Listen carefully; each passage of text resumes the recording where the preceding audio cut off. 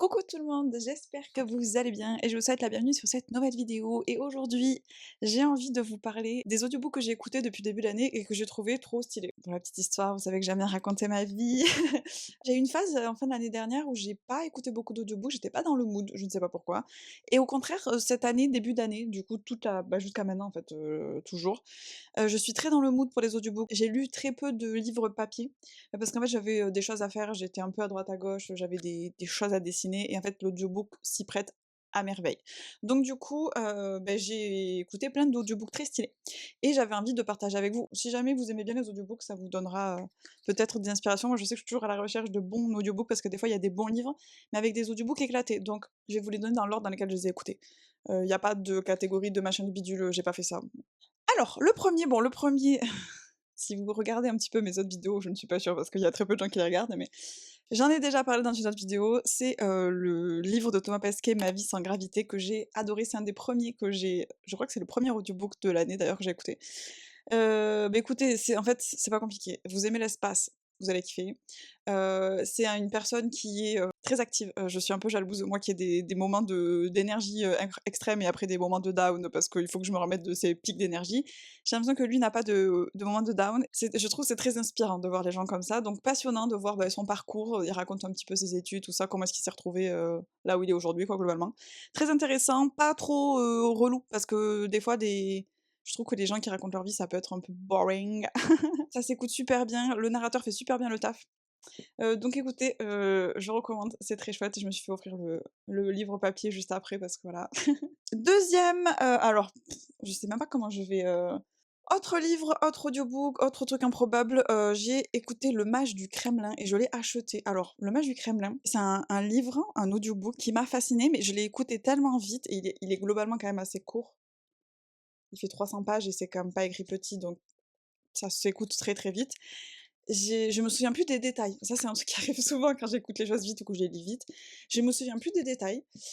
Je sais juste que ça m'a fascinée et c'est pas un coup de cœur, mais ça m'a traîné dans le cerveau, et j'ai été obligée de me procurer le livre papier. Je sais pas si sur le papier ça marche aussi bien. C'est toujours une question que je me pose quand c'est des livres comme ça, de genre que j'ai pas l'habitude de lire, parce que c'est pas du tout le genre de truc que je lis, je vous fais un petit résumé après. Je me pose toujours la question de savoir si j'ai autant apprécié parce que l'audiobook était qualitatif, ou si ça la magie refonctionnerait sur papier. Franchement, je sais pas, faudrait que je le relise pour vous dire.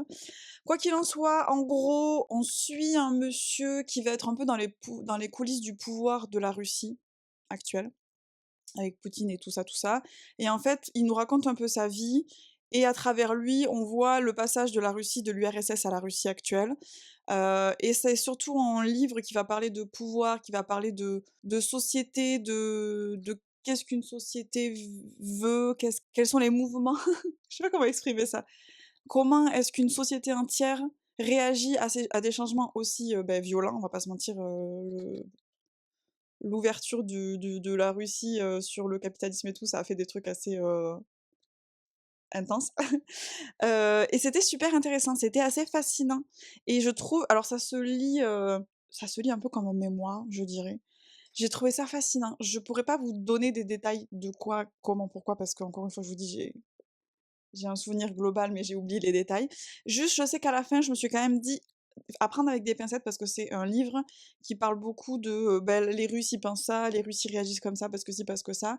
Je trouve ça très intéressant, j'aime la réflexion, mais ça reste écrit par un monsieur italien qui n'est pas russe et peut-être des fois il y a des trucs que je trouverais presque limite un peu clichés. Alors est-ce que les clichés sont vrais ou pas? Des fois oui, des fois non, j'en sais rien. Voilà, à prendre quand même avec des pincettes, ça reste une fiction. Il y a des points intéressants et la façon dont c'est justifié est très intéressante. Après de là à savoir est-ce que c'est la vérité vraie et est-ce que c'est genre 100 bien sûr les Russes sont comme ça, je nuancerai un peu le propos. Je pense il faut le garder en tête quand on rentre dedans. C'est écrit par un Italien et je suis même pas sûre qu'il ait vraiment vécu en Russie, donc même s'il a fait des recherches, je vous dis le truc du début. Il y a écrit: «Ce roman est inspiré de faits et de personnages réels, à qui l'auteur a prêté une vie privée et des propos imaginaires. Il s'agit néanmoins d'une véritable histoire russe».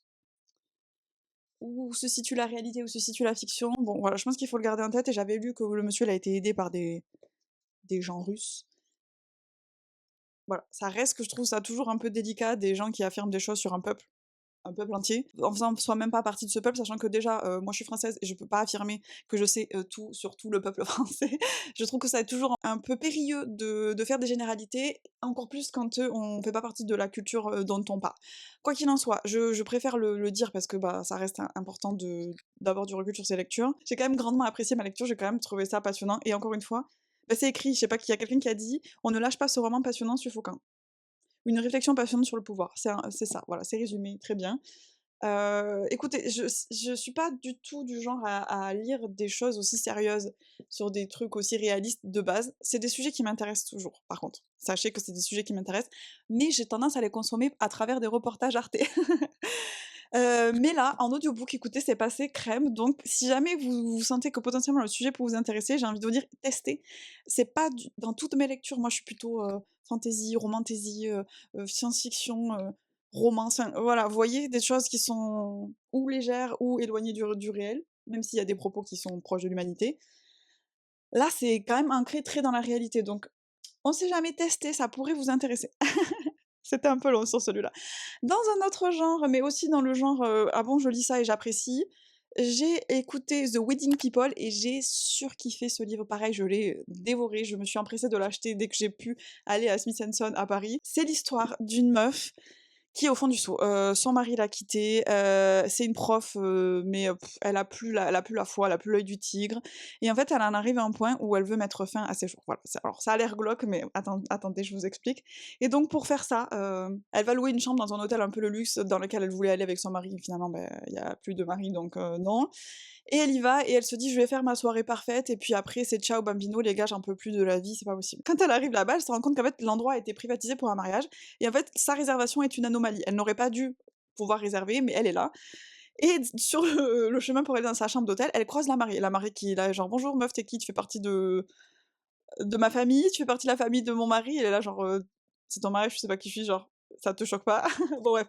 Donc c'est déjà un peu cocasse. On sent qu'il y a un mood qui est à la fois très, rétrospectif, oh putain c'était dur à dire, très rétrospectif et en même temps assez léger et avec un recul sur l'humanité et les interactions entre les humains que j'ai trouvé pépite et donc du coup, elle dit, à cette meuf, en gros, elle lui dit: «Bah écoute, je suis là parce que j'en ai marre de la vie et je vais me zigouiller» et la meuf est là: «Non, tu vas pas, mettre fin à tes jours pendant mon mariage, ça va péter l'ambiance, c'est censé être ma semaine parfaite» parce que du coup ça dure sur une semaine.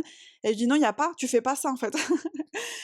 Et donc du coup, bon, les événements, vont s'enchaîner. Ça va être en gros l'histoire de cette meuf-là, donc du coup, qui est au fond du seau et que parce qu'elle a décidé à la mettre fin à ses jours, en fait, n'a plus de filtre. N'a plus de filtre, c'est le genre de personne qui, veut bien paraître, veut toujours faire plaisir aux gens et tout et là, elle «Mais en fait, pourquoi je ferais ça?» et donc elle est très, elle dit tout ce qu'elle pense, c'est très rafraîchissant, franchement, c'est très rafraîchissant et donc il y a l'interaction donc de ces personnages, de cette famille, elle se retrouve un peu intégrée dedans, par la force des choses. J'ai adoré. J'ai adoré, c'est à la fois drôle, touchant, triste, mais c'est pas raconté de façon à vous tirer les larmes en mode: «Tu as vu, c'est triste». Au contraire, je trouve que c'est le juste ton et j'ai adoré. Improbable parce que c'est du comment ils appellent ça les gens? C'est du contemporain quoi, c'est des trucs un peu, les gens de la vraie vie, les émotions, de la vraie vie et moi je vous dis normalement j'aime pas ça, ça me saoule, ça me déprime et voire, ça m'ennuie et beh là j'ai trouvé ça mais vraiment passionnant, l'audiobook était incroyable, les personnages sont attachants, sont bon bref, j'ai kiffé, franchement j'ai kiffé donc pareil si vous avez pas l'habitude de lire ce genre de genre, en tout cas je connais pas trop le genre et en tout cas celui-là, pour moi, c'est une valeur sûre, donc vraiment j'ai adoré. Et du coup, c'est vraiment intéressant parce qu'il y a vraiment ce truc de la meuf, donc je sais même pas comment elle s'appelle Phoebe. Elle se pose des questions vraiment sur qui elle est profondément, genre: «Je suis qui si j'essaye pas de faire plaisir aux gens? Si j'ai pas de me conformer à ce qu'on attend de moi?» et franchement ça a tombé pile poil, j'étais en crise existentielle sur ma propre personne. Il y a toujours ce moment-là dans la vie où on se dit: «Beh, en fait, où sont mes limites?» et cetera et en fait, ça a tombé pile poil au moment où j'ai lu ce livre, donc c'était parfait. J'étais en alignement avec la thématique. J'ai pas précisé. Je l'ai écouté en anglais, celui-là. Les 2 autres, je les ai écoutés en français. Celui-là, je l'ai écouté en anglais, donc je ne sais pas si, ce que ça vaut en français. Je voulais acheter le livre en français, mais je l'ai pas trouvé en poche. Donc finalement, en fait, c'est ça qui s'est passé. Je voulais me procurer le livre. Je voulais l'acheter. Je l'ai pas trouvé à la Fnac, ça m'a énervée, du coup je l'ai écouté en audiobook, j'ai surkiffé et du coup j'ai décidé d'acheter la version anglaise pour que ça matche avec la version que j'ai écoutée. Voilà, mais il a été traduit en français, hein, normalement je raconte pas de bêtises. Dans un autre genre aussi que normalement je suis pas censée écouter, en fait c'est que des trucs surprenants, c'est trop bizarre. J'ai écouté l'audiobook du livre de Gisèle Pellicot et La joie de vivre. Alors ce livre-là, je ne me voyais pas le lire en physique et du coup je ne le possède pas, je pense pas que je l'achèterai. En fait, quand il est sorti, je me suis dit: «Je le lirai pas parce que ça va me foutre un PLS» et en fait, j'ai entendu plein de gens qui en parlaient, qui disaient: «En fait, le sujet est lourd, mais c'est fait d'une façon où, encore une fois, il y a des choses positives qui en ressortent». À ce jour, je sais pas comment c'est possible et il y a une façon qui est faite pour encore une fois, c'est pas un livre voyeuriste qui est là, pas en mode, tirage de larmes, enfin et j'ai vu des gens le lire partout dans le métro et tout et je me suis dit: «Tu sais quoi? Vas-y, j'ai envie de tester, je vais écouter le début de l'audiobook et je vais voir» et en fait, ça m'a happée. Alors, c'est pas un livre qui vous laisse indifférent, ça m'a énervée, mais Gisèle Pellicot, cette meuf est trop forte. Je comprends pas comment une personne peut traverser ce qu'elle a traversé et pas que, genre, la trahison de son mari, ce qu'elle a subi, mais aussi l'après, genre les yeux du public, les procès où les mecs étaient en mode, «Non, c'est pas vrai, elle était d'accord», enfin, tout c'est une dinguerie et la meuf est quand même en mode positivité, en mode, «Je suis pas une victime». J'admire cette meuf, franchement c'est une queen et du coup rien que pour ça, je trouve que ça vaut le coup. C'était un peu dense quand même, je vais pas vous dire, ça m'a mis dans un mood un peu particulier, mais je l'ai, enchaîné et je trouve que, limite on devrait tous le lire. Parce que, si vous avez vécu des traumas, ne le lisez pas, n'allez pas vous mettre dans le mal, mais je trouve que les sujets sont trop importants en fait. Sont trop importants, surtout à notre époque, enfin, je trouve ça fou que ce genre de choses existe. Je vous fais pas l'affront de vous expliquer de quoi ça parle, je pense que tout le monde sait. Si jamais ça vous intéresse de près ou de loin, je pense que c'est un livre qui mérite d'être, écouté ou lu. L'audiobook est très, très bien et du coup je les garde, bah, je l'ai sur Audible, je pense que je l'ai acheté sur Audible, donc si jamais, j'ai envie de retraverser cette histoire, je le réécouterai, je pense pas que je vais me procurer un papier. J'aime bien, c'est un peu mes trophées, je vais pas vous mentir. J'aime bien acheter les livres des audiobooks que j'ai surkiffés parce que j'aime bien relire les choses. Mais celui-là, je pense pas que je serais capable de le lire en papier. Donc l'audiobook, c'était un très bon moyen pour moi. Je trouve que ça passe toujours un peu plus fluide, les audiobooks sur des sujets qui sont durs. Je sais pas pourquoi, je pourrais pas vous expliquer. Dans un autre genre, et là pour le coup, ça, on respire, j'ai écouté l'audiobook de Podam, 1er du nom, qui s'appelle Les Lilas du Roi. J'ai adoré. Je trouve que l'audiobook, alors, c'est une booktubeuse française qui l'avait recommandé dans une de ses vidéos de type. Ah, elle est là. Val, My Little Library. Je sais pas c'est quoi son prénom personnel. Mais en tout cas, j'ai découvert sa chaîne il y a pas longtemps et elle lit beaucoup de choses et beaucoup de choses variées et donc elle avait fait une vidéo de recommandation d'audiobook et notamment celui-là et effectivement, c'était une très bonne recommandation.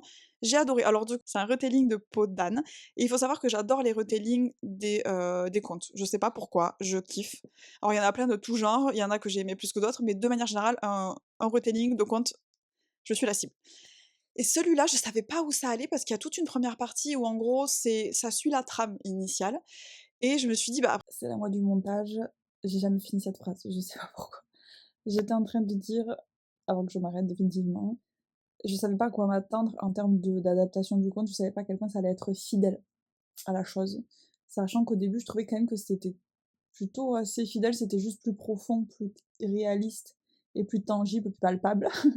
Mais ça suivait quand même vachement la trame, quoi. Et en fait, il y a un moment, ça switch et ça part sur un truc totalement différent. J'ai beaucoup aimé la plume.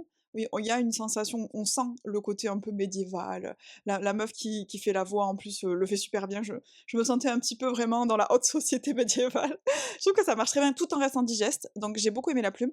La meuf principale qu'on suit, du coup, je trouvais ça intéressant d'être dans sa tête et tout. Franchement, j'aimais bien, c'était très fluide.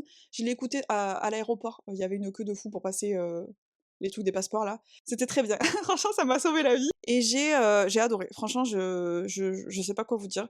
Je pense que j'essaierai de me procurer le livre aussi. J'ai commencé le tome 2 mais j'ai arrêté parce que j'ai écouté un autre truc entre-temps. Il faudrait que je le finisse. C'est une duologie normalement si je raconte pas de bêtises et j'ai aimé, ce que ça raconte. En fait, il y a un côté assez sombre, ça reste quand même assez, ça reste je pense que c'est du young adulte, je voudrais pas raconter de bêtises, mais je pense que c'est du young adulte, donc ça se sent aussi. Mais il y a quand même un aspect assez sombre et assez réaliste de la chose, que j'ai trouvé très appréciable. J'ai trouvé ça vachement intéressant de suivre ce personnage qui est très, isolé. C'est une princesse donc voilà, mais qui est très isolée, qui a pas le droit de sortir de son palais, qui admire, son père, mais qui se rend compte que c'est peut-être pas l'homme qu'elle pensait. Bref, c'est ultra intéressant. Franchement, j'ai trouvé ça très chouette. Dans un autre genre encore, voilà, donc j'ai écouté Alchemized, je ne pensais pas alors vous savez ce que c'est, je pense que si vous existez sur internet ces derniers mois, vous savez. C'est une histoire de guerre, c'est un genre de monde à la Harry Potter, mais en fait pas vraiment. En gros, il y a 2 camps qui s'affrontent, les méchants pas gentils et les mecs qui sont au pouvoir et qui sont censés être les gentils. Je dis censés parce que c'est un livre qui est un peu plus, gris que ça. Et donc on a une meuf qui fait partie des gens qui résistent aux méchants pas gentils, et les méchants pas gentils ont gagné, et en fait elle se réveille après la fin de la guerre, et elle se souvient plus de ce qu'elle fait là, elle se souvient plus des 3 dernières années de sa vie. C'est un huis clos, assez sombre, donc on a plusieurs parties. On a une partie dans le présent où la meuf souffre, hein, on va pas se mentir, la meuf souffre, et après on a le passé où on comprend, qu'est-ce qui s'est passé, et après on reprend le présent et on finit le livre, quoi. Je ne voulais pas le lire parce que j'ai vu des gens qui disaient: «Bah, c'est sombre, sombre, sombre, quand même». Il y a des choses un peu hardcore et c'est vrai, et j'ai vu des gens en parler en mode: «C'est vraiment sombre, mais j'ai kiffé». Bon, ça m'a foutu le doute, notamment, je crois que c'est Nina Quill qui avait dit ça, et il s'est trouvé que j'ai une booktubeuse que j'aime beaucoup qui s'appelle, Emily Fox, du coup, qui fait des vidéos en anglais, qui n'est pas du tout dans le genre de la romance, de la romantasy, tout ça, qui l'a lu et qui a plutôt bien aimé. Et en fait, ça m'a fait vaciller, parce alors je suis pas toujours d'accord avec elle sur ce qu'elle aime et ce qu'elle aime pas. On n'a pas forcément les mêmes goûts, c'est ça que je voulais dire, mais je trouve ses avis pertinents quoi qu'il en soit, même si, on n'a pas les mêmes goûts, son avis compte pour moi. C'est très bizarre ce que je dis, mais et en fait, elle l'a lu et elle a bien aimé, et en fait, c'est elle qui m'a fait basculer. Et donc je l'ai écouté en audiobook. Alors j'ai hésité, entre le français et l'anglais, parce que c'est quand même un gros bébé. J'ai écouté les premières minutes, dans les 2 langues, et en fait, j'ai pas pu écouter celui en français. J'ai vraiment pas accroché à la narration. En fait, là, au tout début, ça commence, la meuf, elle souffre. C'est direct, on est dans le truc, et la narratrice était là: «Ah, je souffre. Ah là là, vraiment, c'est douloureux». J'exagère, mais c'est comme ça que je l'ai ressenti. Je suis passée à celle en anglais, elle était là: «Oh my god, I'm suffering», et là j'étais là: «Ah beh voilà, là je sens la souffrance». Donc j'ai essayé en anglais, et en fait c'est passé crème parce qu'il y a pas tant de vocabulaire. Il y a 2-3 termes, un peu spéciaux, mais après ça reste, des émotions, globalement assez, classiques. Et écoutez, j'ai quand même beaucoup aimé. Alors il y a quand même 2-3 scènes, je vais pas vous mentir, qui m'ont traumatisée. J'ai eu du mal à Je me suis dit: «Je sais pas comment tu vas faire, autrice, pour justifier ça, mais moi je le vis très, très mal». Donc il faut savoir que c'est un livre qui parle de la réalité de la guerre, de la souffrance. En fait, la guerre, ça peut pas être positif. En gros, c'est ça. Donc du coup, c'est bien fait, ça marche, mais voilà, c'est quand même très, très long. Le livre fait, je crois l'audiobook fait 40 heures, 30 heures, je sais pas, c'est un truc de fou. Je l'ai écouté pendant que j'étais en vacances, donc ce livre sera jamais associé à la Chine pour moi, ce qui n'a aucun rapport, hein, mais voilà. Il y a quand même Je trouve qu'il y a des moments, ça pourrait aller un peu plus vite. Pas forcément tout, il y a je comprends pourquoi le livre prend son temps. On est dans des émotions, je sais pas si j'ai précisé, mais c'est une romantasy dark, donc il y a une relation amoureuse, on se demande comment elle arrive à naître là-dedans, mais justement, vu qu'on est dans un monde très dur, avec une réalité très sombre, je trouve ça cohérent que les émotions prennent du temps à se créer. Ça, c'est OK. Par contre, il y a des trucs, la fin par exemple, je pense que ça aurait pu être un peu accéléré. Il y a des trucs où peut-être on aurait pu aller un peu plus vite. C'est mon opinion. Peut-être je me trompe, peut-être qu'en fait j'aurais moins apprécié si ça avait été plus rapide. Quoi qu'il en soit, j'ai surkiffé, j'ai enchaîné l'audiobook, donc voilà, c'est plutôt bon signe. Je l'ai écouté pendant des moments où j'étais dans le train, donc j'avais des 4 heures, 5 heures de train où je l'ai enchaîné.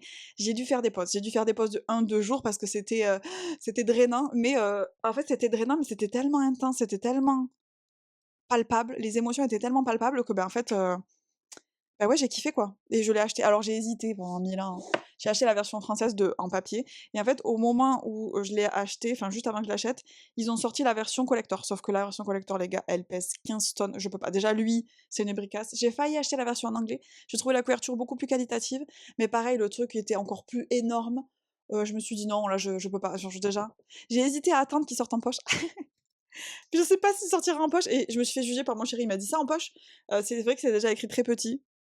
Peut-être je regretterai un jour de l'avoir acheté en comme ça, mais voilà, je me le suis procuré, il fait partie de ma bibliothèque. Est-ce que je le relirai? Franchement, maintenant tout de suite, je dirais pas tout de suite, mais je pense que oui. Attendez, j'essaie de le recaler.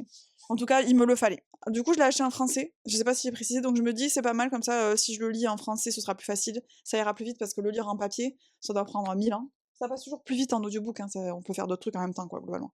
Donc voilà, donc du coup, ça c'était pour Alchemized, je l'ai lu, à ce jour, je sais toujours pas comment c'est possible. Et j'ai l'impression que tout ce que j'ai écouté, à part peut-être Peau d'âme, tout c'est improbable. Vraiment, je ne comprends pas. Le prochain que j'ai lu, et c'est aussi improbable, j'ai écouté, et je l'ai terminé la semaine dernière, enfin il y a quelques jours, et j'ai écouté Les Guerriers de l'hiver d'Olivier Norek. Alors là, pareil. Pourquoi j'ai écouté ce livre? Je sais pas pour. C'est un livre historique.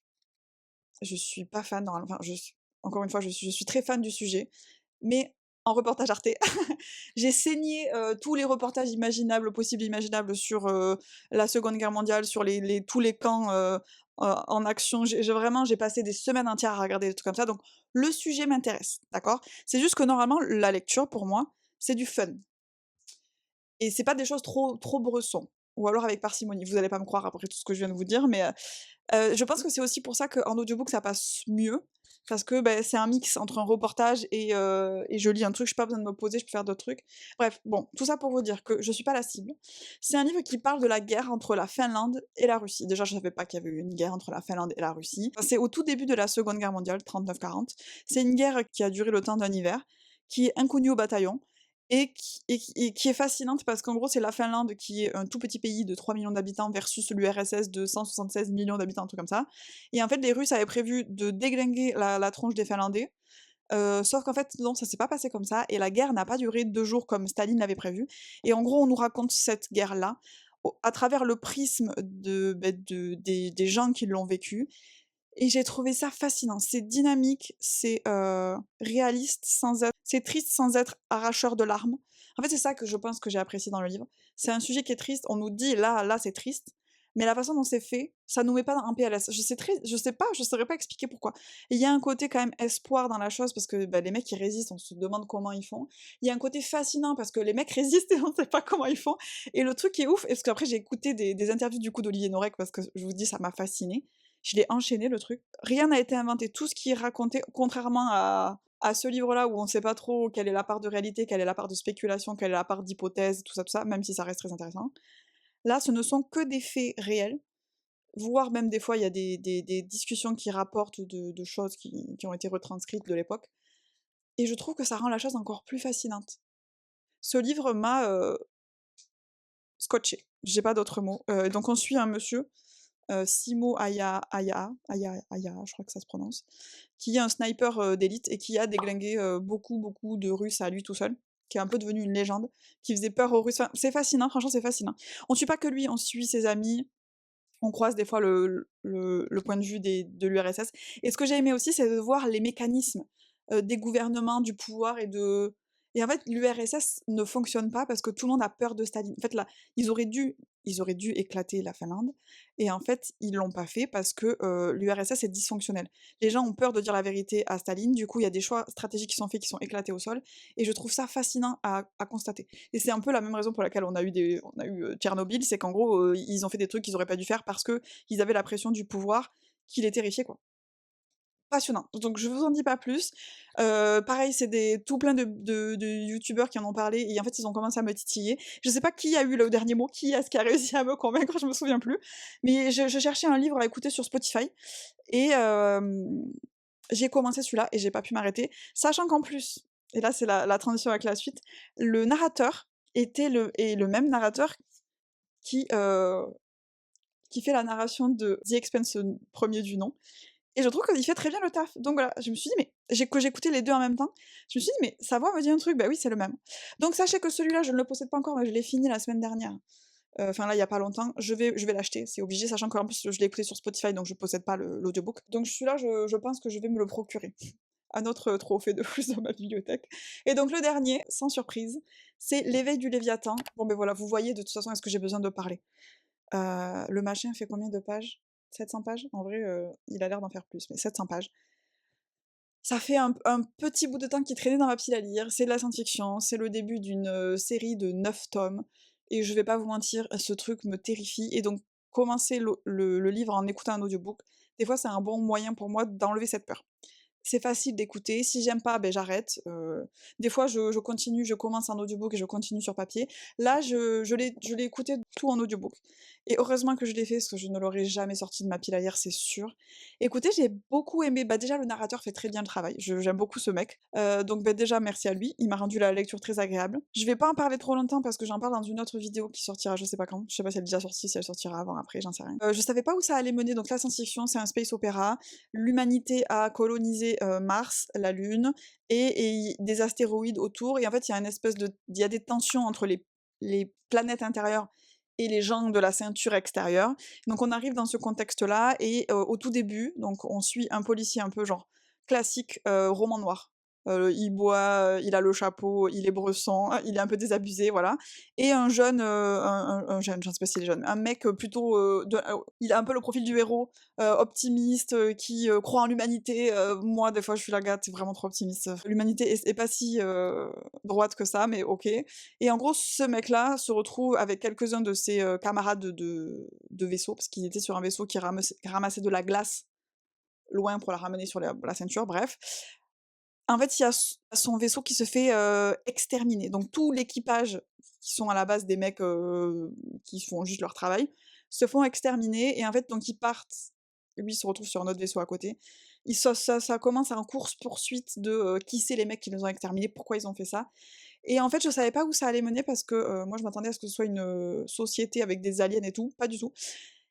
Et donc en fait, on suit comme ça va très vite, il y a beaucoup d'action, mais c'est pas non plus trop relou. Parce que moi, si c'est que de l'action pour l'action, je trouve ça chiant. Mais là, il y a quand même assez d'enjeux derrière pour qu'on se pose vraiment la question: «Mais pourquoi? Qui fait ça?» Plus il y a commence à avoir des soulèvements, dans la ceinture à cause du coup de ce qui se passe, voilà. Il commence à avoir des tensions et en fait la glaire la guerre menace d'éclater et du coup, beh, ça il y a plein d'enjeux comme ça politiques, de comment est-ce que les différentes factions humaines, se sont développées les unes par rapport aux autres, les tensions qui se sont créées. J'ai trouvé ça trop intéressant et au début, j'étais pas sûre que j'allais kiffer et en fait, plus ça avance, plus je trouve ça intéressant, plus je me suis attachée au personnage et écoutez, franchement, la fin, j'ai adoré la fin. Ça prend une autre dimension que je savais pas du coup qui allait arriver. Je vais pas vous dire, je vais pas vous spoiler et c'est un très bon, début pour une série de 9 tomes. Je sais pas l'ampleur que va prendre cette série parce que 9 tomes, c'est pas une trilogie quoi. Mais j'ai actuellement, je suis très curieuse de savoir ce que ça va être la suite, donc je suis très contente et je pense que l'audiobook m'a sauvée. Hier, j'étais au fond du seau, je me suis posée, j'ai fait la sieste, enfin j'ai essayé de faire la sieste, mais en gros, j'ai écouté les 2 heures qui me restaient l'audiobook, comme ça là en train de souffrir avec mon ventilateur là. Bon, tout ça pour dire que, l'audiobook a sauvé la mise, ça m'a permis de le sortir de mes archives. Je sais pas du coup si la suite je l'écouterai pas aussi. Ces livres sont terrifiants, ils sont énormes et c'est écrit microscopique. Et j'ai tellement d'autres livres à lire que je privilégierai ouah, c'est dur à dire. Je privilégierai plus ça se dit? Je sais pas si ça se dit. D'autres livres que je possède depuis longtemps, quitte à écouter celui-là en parallèle, la suite, en audiobook. Bon voilà, j'ai beaucoup parlé, je commence à avoir chaud et à fatiguer. J'espère que ça vous aura donné des inspirations. Normalement, du coup, vous avez une sélection assez vaste au niveau du genre. Des livres que je m'attendais pas à voir ici et en même temps, c'est des livres que des gens m'ont donné envie d'écouter, de lire. Mais vu que c'est des trucs que je connais pas, je pense que c'est plus facile aussi pour moi de les tester en audiobook. Et en fait, après, souvent, si l'audiobook est qualitatif, ça roule tout seul et c'est pour ça que j'ai tendance à tester des choses que j'ai pas l'habitude de lire en audiobook. Et ça marche, regardez, ça fonctionne, j'en ai trouvé plein des stylés. Franchement, c'est cool. Alors du coup, ça va varier ma bibliothèque, je vais me retrouver avec des trucs, des genres différents et je trouve ça chouette. J'aime bien l'idée d'avoir plein de genres variés dans ma bibliothèque et pas juste et d'ailleurs, des fois, ça me joue des tours parce qu'il y a des livres que je lis de genres que j'ai pas l'habitude de lire, que je trouve OK tiers, mais que j'ai envie de garder parce que c'est des preuves que je lis autre chose que juste toujours la même chose. Il y a beaucoup trop de choses dans cette phrase. Mais c'est teubé, je veux pas garder des livres si je les trouve au tiers. Donc ceux-là sont des spécimens que je trouve très qualitatifs dans des genres, que je n'ai pas l'habitude de lire et ça me rend heureuse, voilà, sachez. Voilà. J'espère que le reste de mon année sera, peuplé d'autres audiobooks de qualité. Là, ce que je vais commencer à faire au niveau de mes audiobooks, c'est qu'en fait, je vais me servir de tous mes crédits, Audible et trucs comme ça, pour écouter des livres, des vieux livres de ma bibliothèque qui me font peur, des machins que j'ai depuis 15 ans là et que j'ose pas sortir pour X ou Y raison et essayer de les sortir en audiobook et si j'aime bien, bah, trop bien et si j'aime pas, bah, voilà. C'est des crédits que j'ai eu, à bas prix. Vous savez, Audible, ils font des trucs en mode: «Ouh, viens pendant 3 mois, je te coûte pas cher» et du coup, je me dis: «Bon, beh, ça me coûte 1 € voire ça me coûte rien.